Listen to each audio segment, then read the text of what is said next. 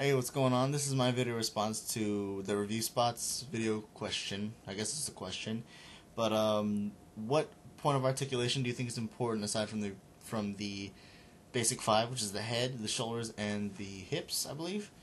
And so I've actually taken maybe 3, 4, 5, 6 takes trying to answer this question, and I talk too damn much, so I'm gonna just bring it down to, or break it down to the, I guess, universal top 3 points of articulation that I think is also important for my style of posing. And this applies to action figures, Gundam models, and Transformer figures. And we all know those are 3 different things. Anyway, so I broke it down to these 3. The most common among the 3 that I really, really need is the waist articulation, whether it's it could be full or it could be partial. Like, you can have either the I guess the Marvel joint, where you have that hinge on the stomach where they can go backwards and forwards, or you can have the Marvel Universe abdomen joint, where it has, like, I think it's a ball joint in the torso, in the middle half of the torso, and you can rotate it full range of movement and everything. Or you can have the basic waist rotation from the waist up, so it's like, you know, the division between the hips and the waist area. So you can have that, or hey, you can have all 3 at the same time for like Gundam models, like master grades, especially the newer ones that have a full range of abdominal movement. So that's one thing that I really, really think is important. The other thing that I think is important is a nice neck. So you can have a ball jointed head. It's a bonus if you have 2 joints, one at the neck and one at the head. Or you can have, like Revoltech figures, they have double jointed necks. You can have the single ball joint, like on the Iron Man 2 or the Iron Man figures. But like I said, it's a definite must to have, or bonus rather, to have the neck joint and the head joint. I'm sorry, the neck joint and the head joint. And then the other thing that I really, really would need would have to be just a very articulate lower half. That doesn't have to mean like super posable hips, rotating thighs, double jointed knees, double jointed feet. And that, when I mean feet, I mean by you have a foot joint and an ankle joint. You know what I mean?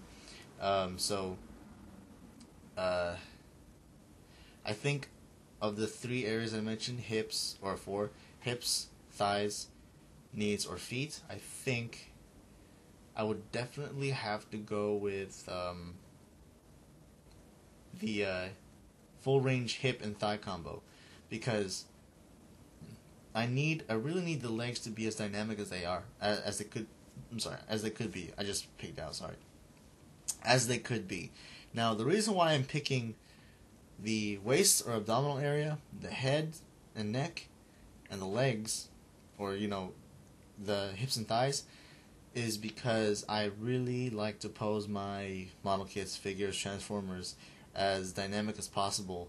I really like to push the limits of articulation. So you can have maybe one, or you can have like a nice neck and head combination, or a nice waist and torso combination, or a nice leg, you know, combination, and very, you know, straightforward arms, or straightforward, you know, one or the other. I just really like to push the limits of the articulation of my figures, Gundam models and stuff.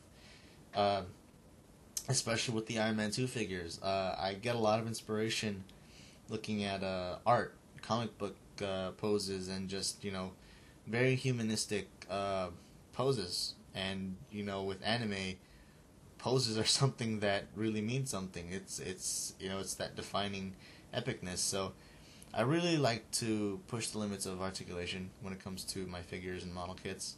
I especially like when I can pull off,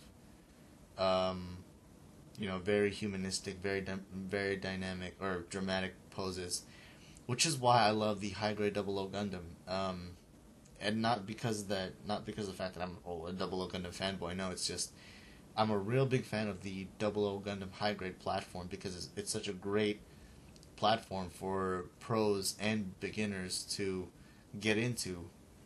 You can pull off very humanistic poses. It's pretty much an action figure, that particular high grade.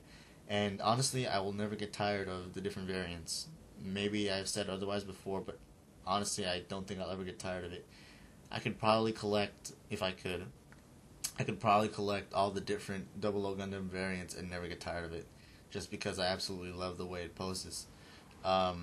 It's very close to it is an action figure in my eyes, and I can pull off just about anything that I can think of, especially with the enormous amount of accessories that it has.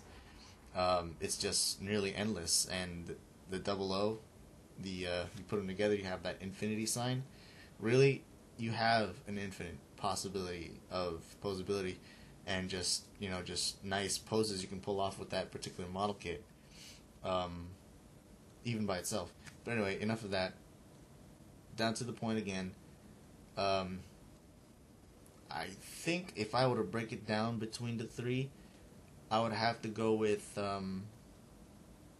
I'd probably have to go with nice articulated legs, but that's kind of broad. So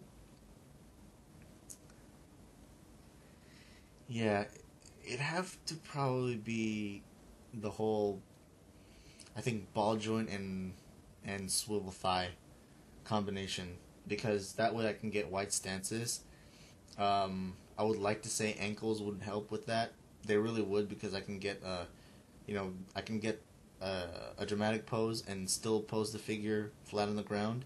But then again, if your action figure can be posted on a stand, then that shouldn't be a problem. Or your action figure or your model kit. I don't really care about double jointed elbows. Elbows that don't bend more than 90 degrees is something that's becoming a little bit of a standard to me. Or figures that don't have the full articulation at the waist. You can, like, some of them can't even rotate, but I can still make the best out of it. So I'd probably have to go with the whole lower half of the body. You gotta have like a good lower half of the body, and that I can't see why this makes sense, but when it comes to girls, I have a foot fetish, and I really like legs, and you gotta have a bubble. Cute face to go with it, of course, but whenever the girls pass by, that's the first thing I look at, from the toes up.